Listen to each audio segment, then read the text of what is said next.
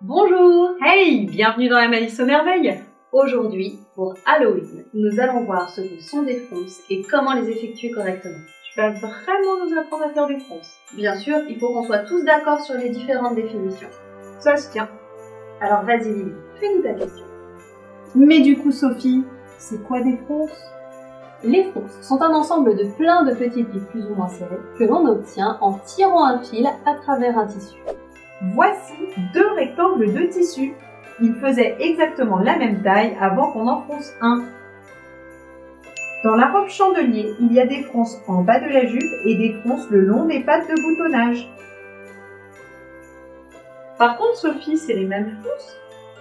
Ce ne sont pas exactement les mêmes fronces sur le bas de la jupe que le long de la patte de boutonnage. C'est pourquoi on va voir deux techniques différentes et on va commencer par les fronces du bas de la jupe. Ok, c'est parti! Je te retiens tout de suite. Tu les veux de combien de large les fronces du bas de la jupe? J'ai le droit de choisir? Oui. Je veux 20 cm.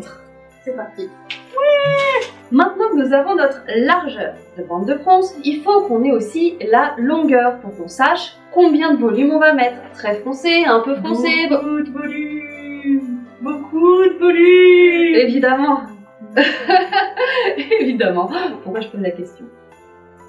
Comme la bande de fronce sera posée sur le bas de la jupe, il faut qu'on connaisse la circonférence de notre bas de jupe. Et pour ça, pas d'autre solution. Faut mesurer.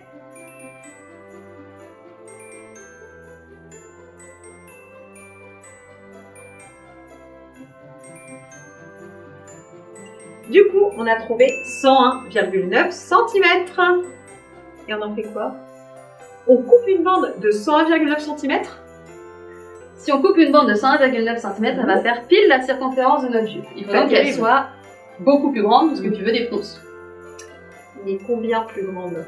Combien plus grande? Ça va dépendre du style que tu veux donner, de l'épaisseur de ton tissu et aussi de ta largeur de bande de fronce. Du volume, du volume, du volume. Puisque tu veux du volume, allons-y franco. Notre tissu est relativement fin, on va multiplier par 3.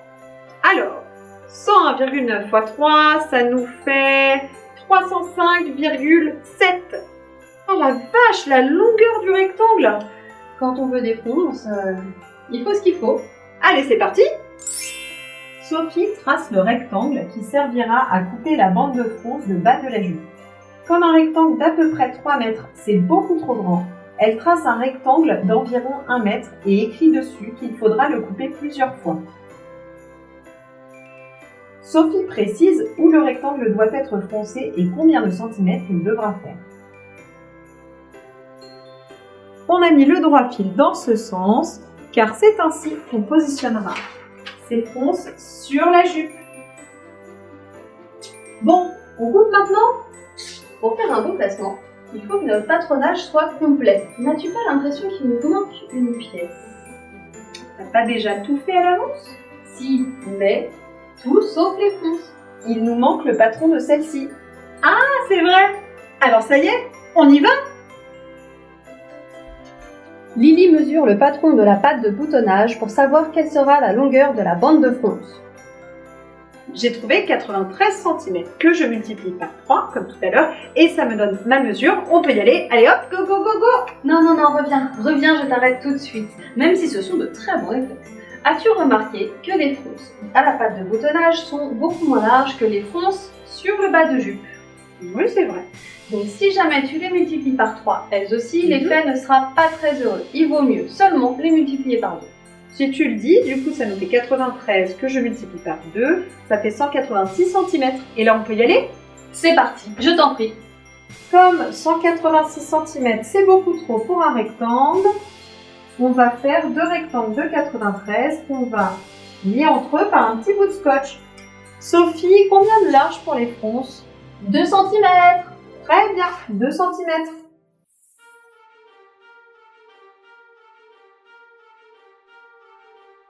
Avant d'ajouter les valeurs de couture, je voudrais qu'on se pose une question. Est-ce que tu préfères avoir un ourlet tout le long de ces petites fronces? Tu veux dire comme sur mes manches? Exactement. Ou est-ce que tu préfères qu'on plie le tissu comme ceci? Et les fronces se font là. Hop, hop. Et on a comme ça notre petite propreté. Alors, qu'est-ce qui nous donne le moins de travail?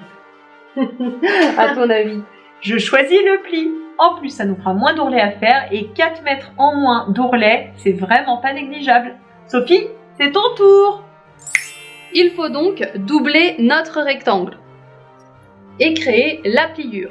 La pliure est ici, donc il faut que notre rectangle soit doublé. Et ben c'est parti. Hop. Je mets 2 cm puisque c'est la largeur de nos fronces au-dessus de la pliure. Et je rajoute les valeurs de couture.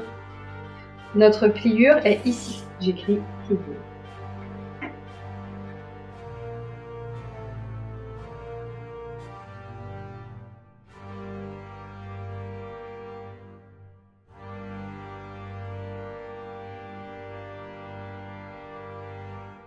Sophie note sur le patronage où le tissu doit être froncé et sur combien de centimètres. Ici, 98 cm. Après ça, nous allons pouvoir faire notre placement et couper le tissu. Mais avant toute chose, on décatit. Vous voulez savoir ce qu'est le décatissage et s'il est vraiment indispensable? Rendez-vous dans la vidéo le décatissage avec le chemisier Duchesse.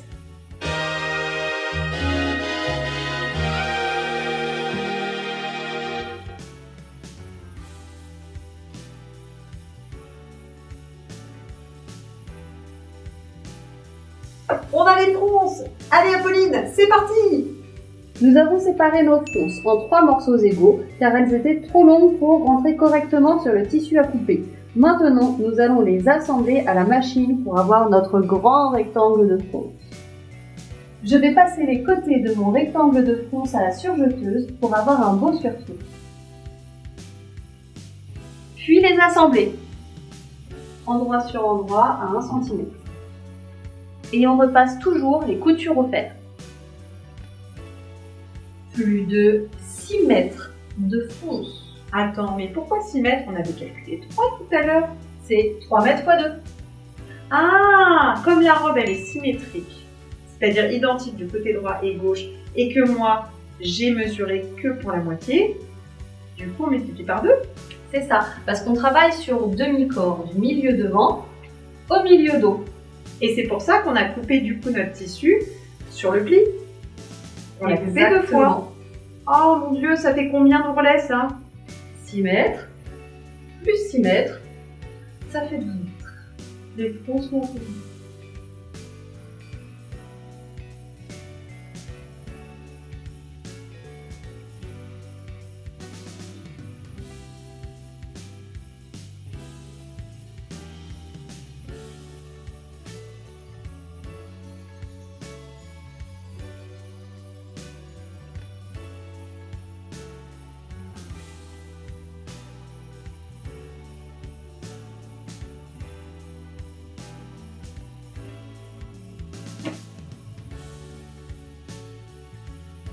Sophie, t'as fini?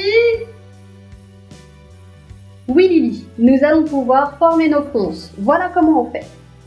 On agrandit le pas au maximum. Le pas, c'est la longueur de tissu qui sera entraînée par les dents de la machine.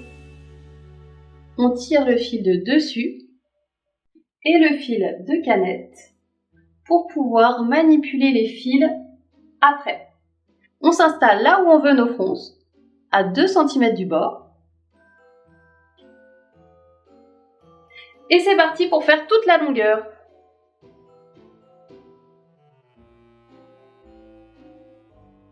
Et surtout, ne faites pas de point d'arrêt au commencement de la couture ni à la fin. Sinon, vos fils seront bloqués et vous ne pourrez plus les manipuler. Hé, t'as pas fini? Pourquoi tu t'arrêtes? Parce que notre rectangle de fronce est tellement long que si notre fil de fronce casse, nous serons bien malheureuses. C'est aussi pour cette raison qu'on passe un deuxième fil de fronce. En effet, en plus de donner un aspect plus ordonné aux fronces, il permet de solidifier notre travail. Pour le deuxième fil de fronce, à nouveau, je tire mon fil de dessus et mon fil de canette pour pouvoir les manipuler. Et je m'installe à 0,5 de mon premier fil de fronce.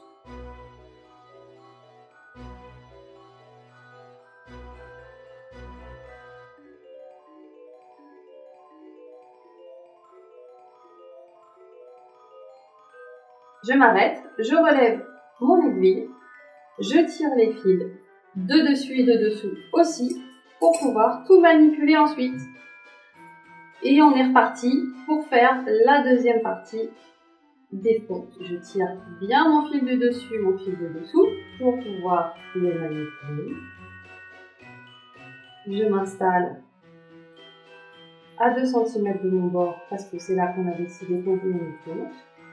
Je pose mon pied presseur et c'est parti. Pas de point d'arrêt à nouveau.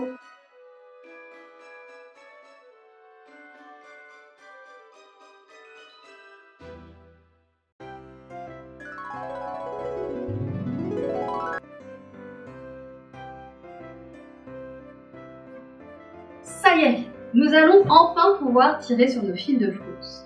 Alors, regarde, tu prends tes 2 fils à l'opposé des miens, tu prends ceux du dessus comme les miens et tu tires délicatement. Si tu ne prends pas les mêmes fils que les miens, le tissu refusera de glisser. D'accord. Allez, c'est parti. Et on tire délicatement en faisant glisser au fur et à mesure le tissu sur nos fils.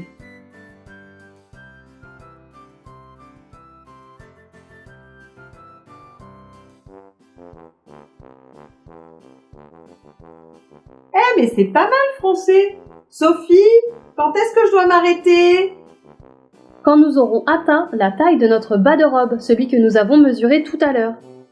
Ah bah oui, faut qu'on le couse sur le bas de la robe. Donc il faut qu'il ait la même taille. Eh ben, il y a du boulot. Ouais, on a du boulot.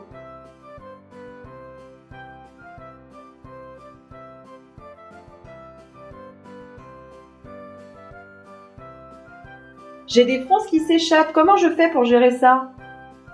Je te conseille plutôt d'utiliser une épingle pour bloquer tes fronces. Les nœuds ajoutent des défauts dont on peut se passer. Regarde, je prends mon épingle, je la plante au niveau de mes 2 fils de fronce. Je prends mes fils du dessus. Oh, il suffit de faire des 8 autour de l'épingle. Oh, mais c'est trop chouette. Et tu fais pareil de l'autre côté pour être sûr que rien ne s'échappe. Et du coup, les fils de dessous, ceux avec lesquels on n'a pas tiré, qu'est-ce qu'on en fait? Tu les coupes. Tout ce qui dépasse, tu peux couper maintenant que c'est bien tenu. Et voilà! Maintenant, il ne reste plus qu'à coudre la jupe pour pouvoir la positionner dessus. Ça va être trop joli! Avant ça, finissons-en avec toutes les fronces. Il nous reste celle de la patte de boutonnage. Ah oui, celles-là, on les plie. Tout à fait, pour éviter d'avoir un oreille à faire. Retour à la machine, on va bâtir le pli pour être sûr que le tissu ne glisse pas sur lui-même. Le bâti, on plie le tissu et on passe sous la machine. On fixe le pli.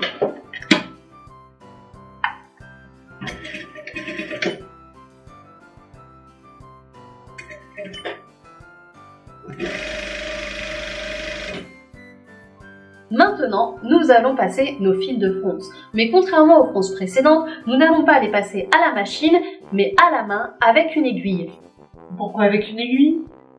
Parce que nous avons plié notre patte de boutonnage et ça fait 2 surépaisseurs. C'est très galère à tirer avec des fils machine, donc je vais vous montrer comment on fait pour passer des fils à la main. Une fois n'est pas coutume, notre aiguillée est très longue. Normalement, on ne fait jamais d'aiguillée aussi longue au risque d'avoir des nœuds. Mais là, c'est exceptionnel, on en a besoin pour nos fronces. Ici, contrairement à nos fronces précédentes, on veut cacher le fil de fronce. C'est pourquoi on va le mettre dans la valeur de couture. Attends, elle fait pas 1 cm seulement la valeur de couture, va falloir jouer serré là. Pas tant que ça, il suffit de se mettre à 0,5 du bord. Vous voyez, je pique, je rentre, je sors, je rentre, je sors par tout petits points pour garder des fronces délicates. Et quand je tire, j'ai les ponts.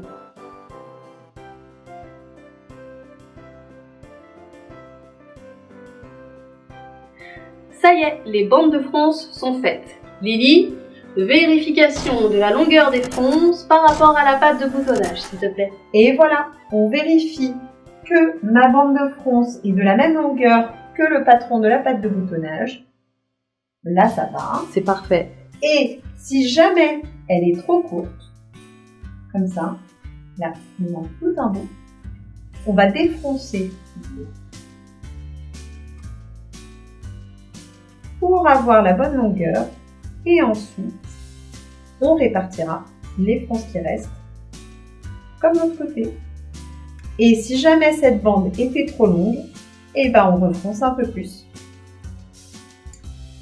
C'est bon pour celle-là aussi. Je vais donc pouvoir répartir le volume des fronces sur toute la longueur pour que ce soit bien régulier. Et je fais un nœud. Parce que sans nœud, il faut qu'il se casse la lunette.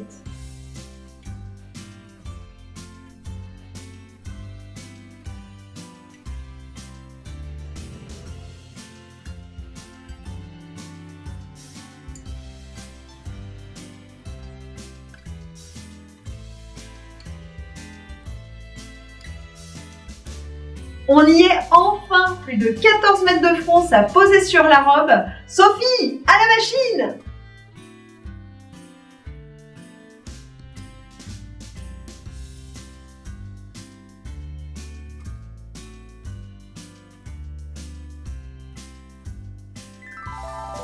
Ça y est, la jupe est montée. Maintenant, on pose les fronces dessus pour voir si elles font bien la même longueur.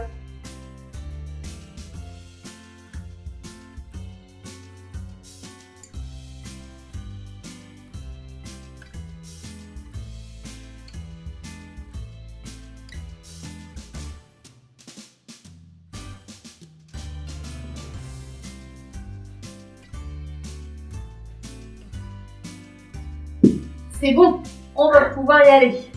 Passage à la machine pour coudre les fronces au niveau des pointages.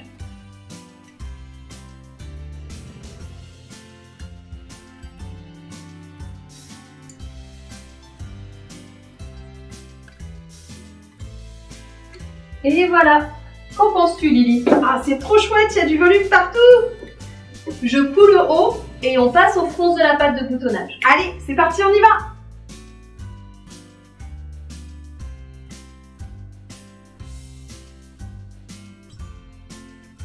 On veut une bande de fronce ici. On va donc l'insérer dans notre pâte de boutonnage.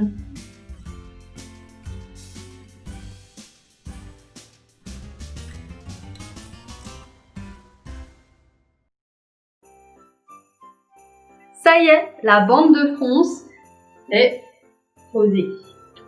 Super! Maintenant, il va falloir poser la deuxième de l'autre côté. Mais du coup, Sophie, comment on fait l'autre bande de fronce pour la pâte de boutonnage? Je vais d'abord la coudre sur la robe, comme ça elle sera bien fixée, bien mise en place. Et après, je vais coudre la pâte de boutonnage par-dessus. Ah ah!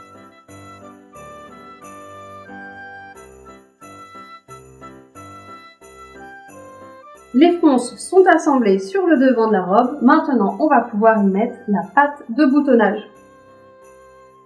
Le but, c'est de le faire endroit contre endroit pour avoir tout notre ensemble.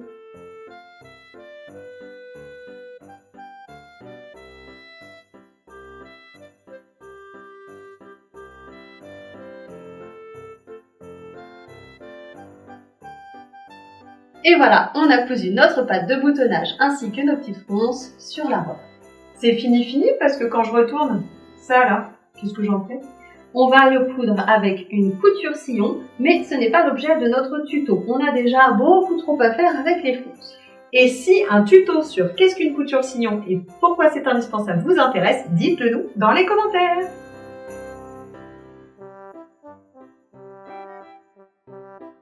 Toutes les fronces sont posées. Maintenant, finissons cette robe. Je sens les jours d'hiver arriver à grands pas. Construction des robes chambrées. Dentelle posante, oui. Poche plaquée mignonne, pas mal. Méga nœud dans le dos, classique. Smoke chatoyant, bouf. Robe froncée pour la fin de l'année. Ah oui, ah oui! Prenez votre crayon mine, tracez sérieusement vos lignes et pour des fronces réussies, un rectangle qui s'agrandit. Oh, oh, je vais multiplier par 3. Quelques repères de boutonnières, des poignées mousquetaires, de nouvelles fronces pour tout ça. Et je multiplie par 3. Non, par 2. Ah, bon.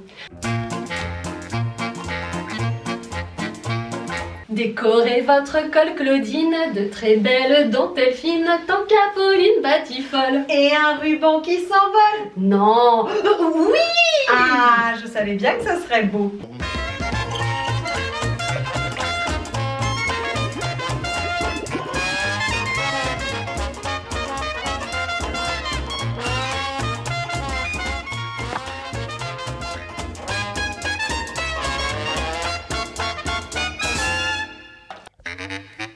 Ces tout nouveaux points techniques nous permettent ce pronostic. Que feront nos héroïnes sous le sapin plein d'épines? Du lot. Lita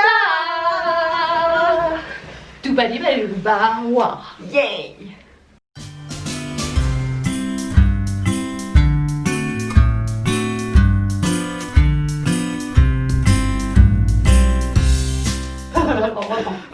Ce tout nouveau. Ah bah oui, non, mais ce t'as tout pas nouveau fait top.